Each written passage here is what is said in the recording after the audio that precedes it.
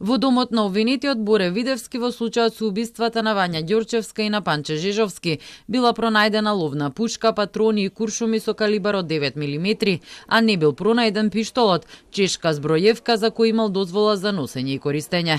Ова на денешното рочиште го наведе сведокот кој беше повикан на барање на одбраната на прво обвинетиот Љупчо Палевски Палчо. Полицискиот службеник од СВР Велес кој бил дел од истрагата за пронаоѓање на тогаш исчезнатиот Жежовски сведочеше дека оружјето и муницијата е доброволно предадена од Јасминка Видевска за време на претресот. Не е нормално во истрага луѓе да сомничиш за убиство, да не провериш дали имаат оружје, дали поседуваат легално оружје и да не им направиш парафинска ракавица. До денес тоа не е направено од страна на обвинителството. Одбраната на Палевски изведуваше докази и приложи уплатница во Халк банка на денот кога е убиено девојчето во 11 часот и 44 минути и при тоа побара од судот да обезбеди снимки од филијалата во периодот од 10 до 12 часот, што беше прифатено. Едно е кога е извршена уплатата, а друго е дали претходно Палевски бил внатре и чекал ред заедно со посочениот сведок. Тоа сакаме да го докажеме дека Палевски претходно бил и чекал некаде поише од 20 на минути или 40, не знам са точно да ви потврдам, меѓутоа снимките тоа ќе го утврдат дека Палевски бил таму.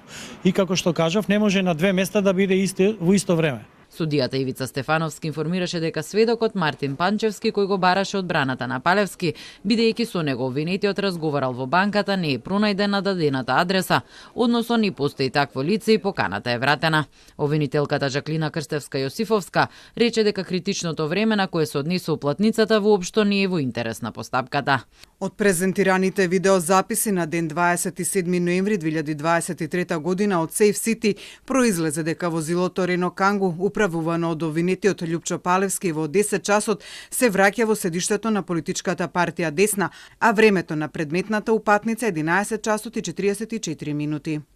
Инаку Ѓурчевска во околу 7 часот и 20 минути беше грабната и ставена во багажот на Цитроенот во собственост на Жежовски, а по околу 1 час убиена, пошто возилото беше запалено, а обвинетите потоа со Реното Кангу се враќаат во Десна.